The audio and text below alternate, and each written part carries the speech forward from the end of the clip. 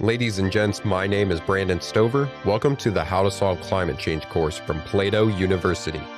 Causes, systems, obstacles, solutions to this global challenge is what you're going to learn here today. When you're ready to learn more skills, join us for free at plato.university. Let's get started with today's lesson. We'll have our expert guests briefly introduce themselves and their credentials for why they are able to speak to this topic. My name is Malcolm Woolf. I'm president and CEO of the National Hydropower Association, based here in Washington, D.C.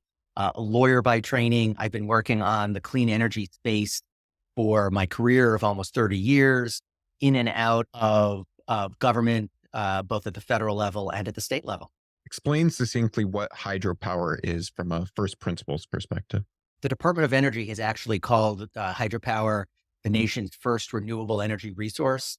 It was established in the late 1800s, essentially generating electricity by having water push a turbine as the water goes through the hydropower facility, and spinning the turbine is what creates the electricity. So it's a way to generate carbon-free electricity without burning anything, so there's no emissions. And why would hydropower help to solve climate change? Hydropower is really a unique resource in this area because it is a 19th century technology that turns out is an amazing resource for the 21st century. There's 80 gigawatts of hydropower currently on the grid. It's mostly reservoir hydropower, but some of it is also run-of-the-river hydropower. There's also another 23 gigawatts of so-called pump storage, which we can talk about. This is using water, again, running water through a turbine to generate electricity, particularly when the grid needs it. And then you can pump that water back uphill and run it through that turbine as many times as you want, just kind of pumping power between two reservoirs to generate power when you need it. And together, between the 80 gigawatts of hydropower and 23 gigawatts of pump storage, there's over 100 gigawatts of carbon-free, flexible power generation capacity. That is about 40% of the nation's renewable power. We provide power to about 30 million American homes and families, homes and businesses every day. So it's a major energy resource.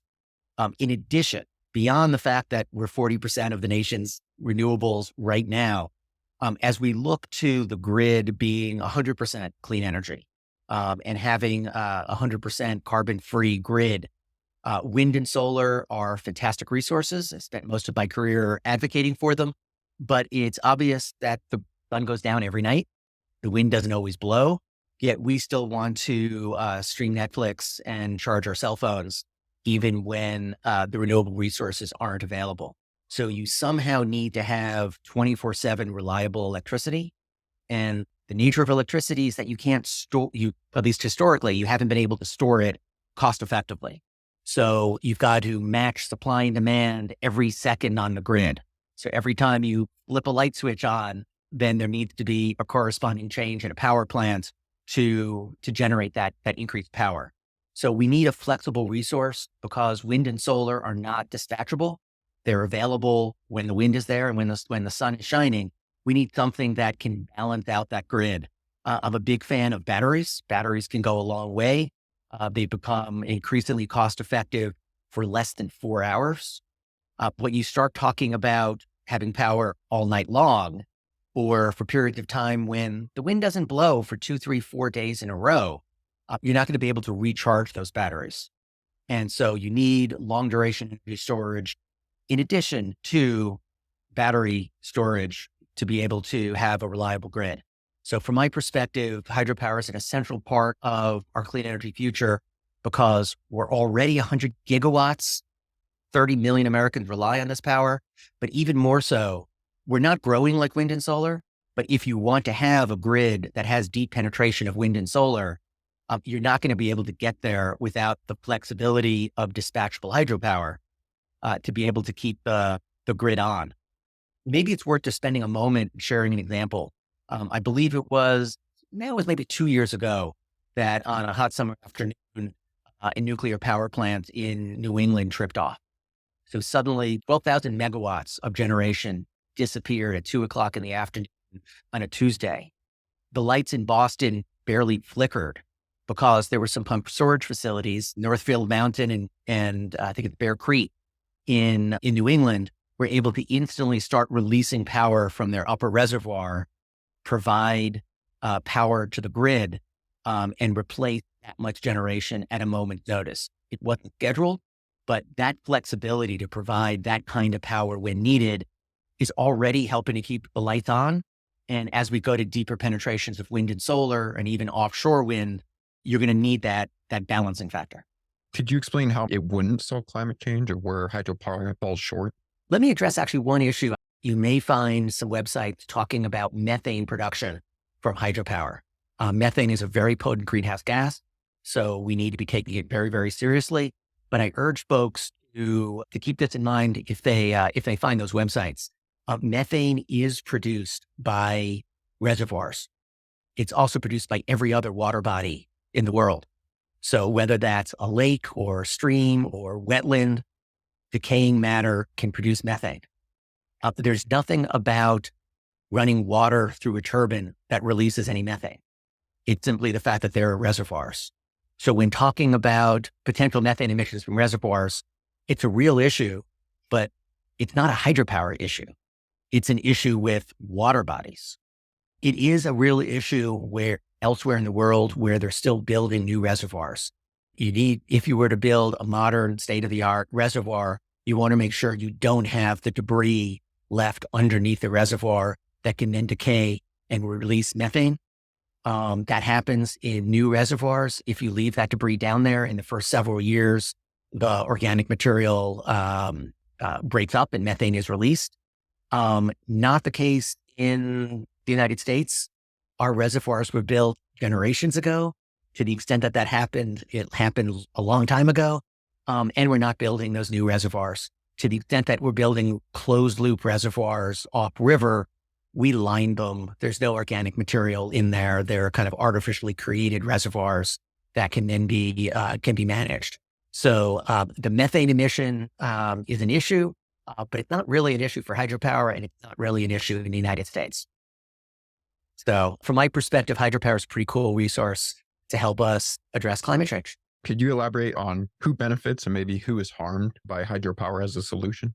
There was absolutely hydropower facilities built in areas 100 years ago, maybe even 75 years ago, where they probably shouldn't have been built. And so that is a big area where hydropower can do harm, which is in part, probably why we're not building new reservoirs today. Hydropower is an amazing resource, but the era of building large new reservoirs ended 50 plus years ago. Nobody, with the birth of the environmental movement, there's a great deal of more environmental consciousness. We want to preserve natural resources, cultural resources. So we're really talking about using the existing infrastructure that we have, not building new reservoirs in North America, or at least in the United States.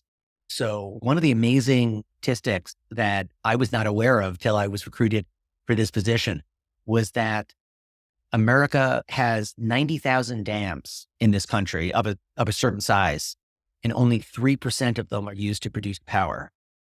So I'll say that again, 97% of America's dams are not used to produce power. They're used for flood control, for irrigation, for recreation, for water storage. Very rarely were any of these dams built for power production.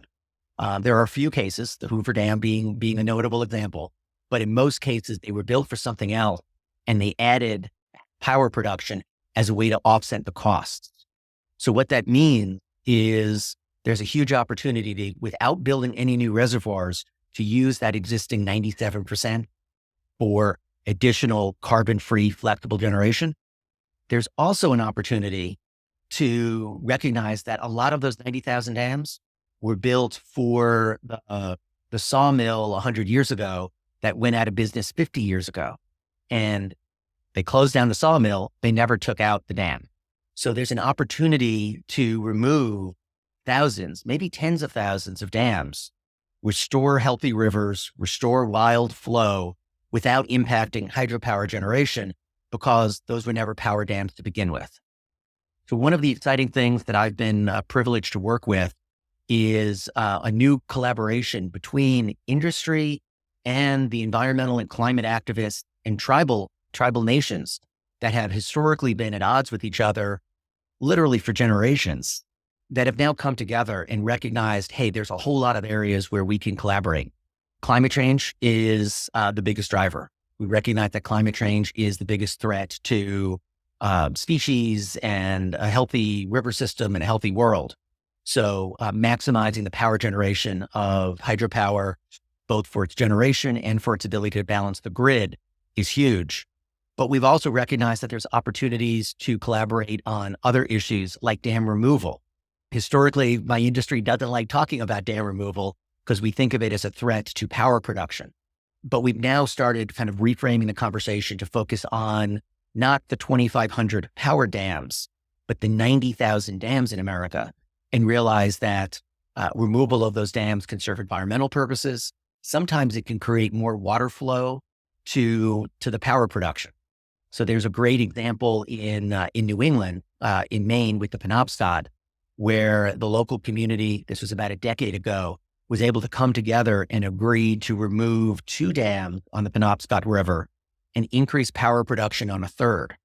So the net result was about the same level of power production by removing 2 power dams, but replacing that generation at the third. All of that area upstream was able to be restored to wild flow, and there was more flow for the third generator.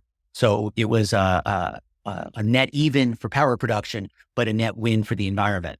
And we're now working with groups as diverse as American Rivers and Union of Concerned Scientists and World Wildlife Foundation and American Whitewater and tribal groups like the Skagit, the Upper Skagit, and the Skohomish, and a number of groups that are coming together to recognize that while we may not agree on every facility, that there's a whole lot of areas where we can collaborate together.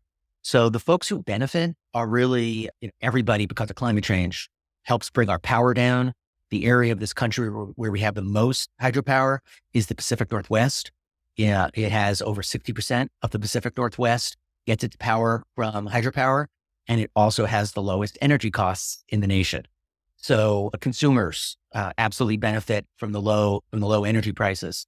In terms of, I would say, the other groups that benefit are the environmental and climate communities, to the extent that we are able to partner and focus on climate-free generation where it makes sense and focus on dam removal where it doesn't.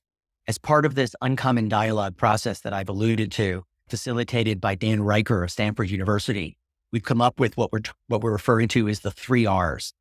So we want to retrofit the existing infrastructure for carbon-free generation where possible.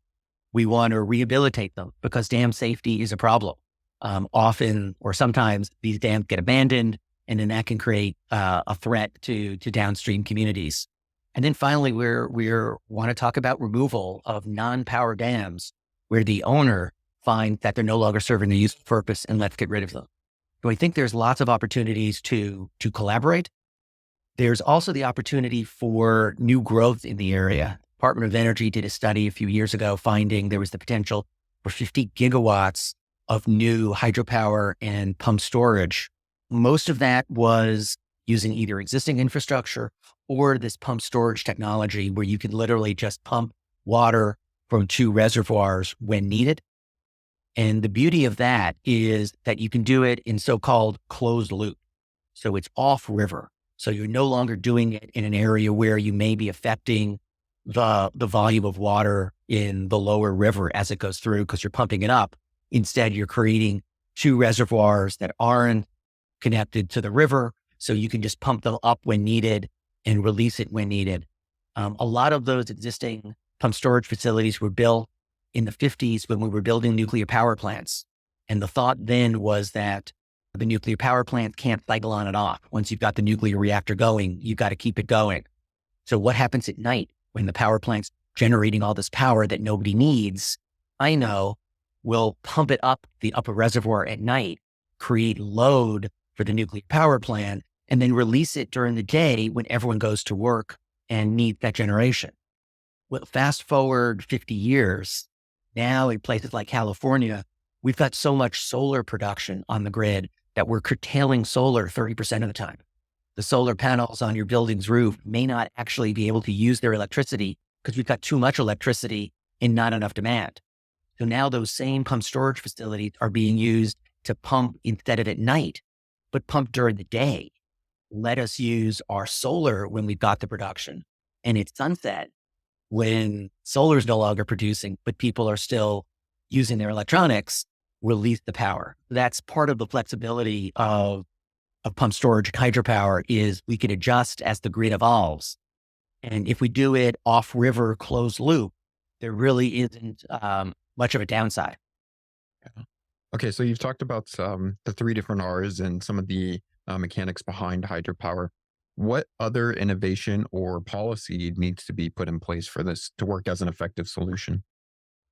Hydropower is an amazing solution, but it's viewed as a 19th century technology. And so it's not as sexy as wind, solar, or batteries. Tesla, Elon Musk has not announced a cool new hydropower thing to get people excited. So that's a problem. We're kind of out of people's consciousness, even though wind and solar rely on the ability of pump storage to balance it and reservoir hydropower. Right now, we also use natural gas to balance wind and solar. If we ever want to get past the natural gas to have a carbon-free grid, you've got to have more of that long duration energy storage. The one challenge we have right now is that the regulatory framework doesn't recognize the flexibility that hydropower provides. Let me restate that. The folks who are responsible for managing the grid absolutely recognize and value the flexibility of hydropower. They use it every day. They just don't pay for that flexibility. One example, in last August, middle of the epic heat wave in California, record energy consumption, the California grid operators in the middle of the afternoon were curtailing 30% of the solar because they had too much solar. At the same time, they were racing to the governor's office because they knew they didn't have enough juice to keep the lights on when the sun set. So hydropower saved its water during the day, released its water at night, both in California and in the Pacific Northwest. They increased their generation in that evening peak as the solar was setting, 3 times more generation than they usually do at that hour to help keep the lights on. That combined with an urgent text to every citizen in California saying, turn off your power, it's hard to keep the lights on, helped avoid a massive outage. Those kind of examples happen almost every month where the flexibility of hydropower is able to keep the lights on. But that flexibility, you get paid for producing a kilowatt of power, but you don't get paid producing it when the grid needed it. You don't get that surcharge for that flexibility. The company would have earned almost as much. There's a slight increased price for when the power is produced, but it's not nearly the price signal that's needed. The power plant could have generated that power at 2 o'clock or at 7 o'clock. The fact that it was 10 times more valuable to the grid at 7 o'clock was not something that it got adequately paid for. So that is one barrier. We take for granted that we've got lots of spinning reserve, lots of this power. We don't need to pay for the flexibility. As we evolve to a grid increasingly powered by variable renewables, we're not going to have that same flexibility, but the market signals aren't there yet. And this is an industry that builds billion-dollar devices that then last forever. So market signals 10, 20, 30 years out are what they need to have those investments. Yeah. We've got a wave of hydropower facilities that are up for relicensing. Half of the non-federal fleet is up for relicensing by 2035. What that means is that those companies are making these decisions today because relicensing a hydropower plant takes longer than relicensing a nuclear plant. For a nuclear plant, you've got the Nuclear Regulatory Commission, one agency. They go through a process 4 or 5 years. They get that plant done. A hydropower plant has a federal license from FERC, has federal licenses from Fish and Wildlife and other environmental groups, has state licenses. Often, these are on water bodies. There's multiple states involved because they share the river. So there are typically dozens and dozens of different agencies that have to give permits. And the average license takes 8 years for relicensing an existing facility. It often takes over a decade, and some have taken over 15 years or longer. So decisions on whether to relicense these facilities are happening now. And unfortunately, there's an increasing trend of license surrenders. We've had 65 facilities surrender their license since 2010. That rate is increasing. Thus far, it's been very small facilities, so it hasn't had a huge impact on grid reliability. But with half of the federal fleet up for relicensing by 2035, we're concerned about a wave of license surrenders. So we've got to improve the licensing process. And working together with tribal groups and with river groups, we've actually put together a license reform package that both industry and the environmental community and the tribal community all testified in support of last Congress. Politics, the way we didn't get that bill over the finish line last year, hopefully we'll be able to enact something this year. What are the best resources to learn about hydropower in relation to climate change? I would definitely check out NHA's webpage, hydro.org. Huge amount of resources out there as well. In terms of other resources, there's no shortage of great books. Hydropower has a rich history of what happened to get these billion-dollar facilities built. Amazing engineering. Right now, you're speaking to passionate students who want to actually solve problems like these. What top 3 skills should they study so that they actually have the ability to do so? I mean, the engineering of these devices is amazing. Other than as a tourist at the Hoover Dam, when I took this job, I visited a facility and they had 3 turbine bays. And normally these bays are deep in the water, but they happen to be rehabilitating one of the turbines. And I looked at it and it's massive. It's larger than a garage. It's all one piece of machinery. I don't know that you could cast it, something that big in this country anymore. Amazing piece of machinery. And I looked at it and said, wow, this is incredible. I wonder what the old one looked like. Because I know they had pulled out a 100-year-old one and were replacing it. And the guy, no, this is the 100-year-old one. The replacement hasn't come in yet. It looked shiny. It was, spotless because it just had water running through it for 100 years. To me, to the untrained eye, it didn't seem to have wear and tear. So the engineering marvel, we think of these things as forever assets. They can, if you take care of them, they literally can run for 100 years and keep producing power. So there's certainly a huge need for the engineers. NHA, along with some other groups, do provide fellowships for people who are interested in getting involved in hydropower. Wind and solar, also amazing technologies. But don't forget about us. We're somewhat of the forgotten giant. And so there's a huge need, not only for engineers, but for the technical trades. There are people who get very well paid to scuba dive and kind of dive under the water to check out and do inspections of these facilities. There's all the trades that keep this stuff going. There's a whole business side of making sure that you're getting maximizing the dollar value for what the grid needs. So energy trading and the finance side, it really is kind of nut to bolt. If you're interested in this stuff, you can apply your skills to it.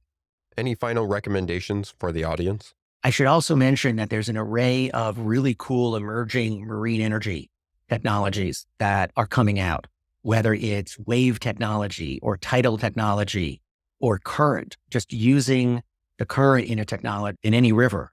There are some amazingly innovative companies, Natel Energy, Emergy. There's a fun technology dealing with fish passage. We obviously want to make sure that the fish are able to get upstream past the dams. There's historic fish ladders, which mimic the natural conditions. But there's now a company called Woot that has invented what they call the fish cannon. The fish can kind of swim into a tube, and the tube takes them over and kind of dumps them over the dam. So look for Whoosh Fish Cannon on YouTube, and you'll see some amazing pictures. And they've got 99.9 something % success rate. So there really are a lot of cool innovations coming on in the space. Let's practice our skills. Choose a major hydropower project from your region or globally. Research its planning, environmental impact assessments, and controversies. Thank you for taking the How to Solve Climate Change course. If you want to learn the skills to solve this global challenge, Join us for free at plato.university for exclusive content, extra resources, and actionable exercises with every lesson. This course was produced by Plato University, where students turn passions into purpose and learn skills to change the world. Learn more at plato.university.